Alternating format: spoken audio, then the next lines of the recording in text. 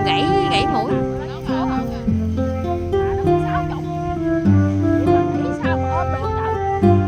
Kìa trên ấy cái đầu lấy cái đó lại cho nó kìa.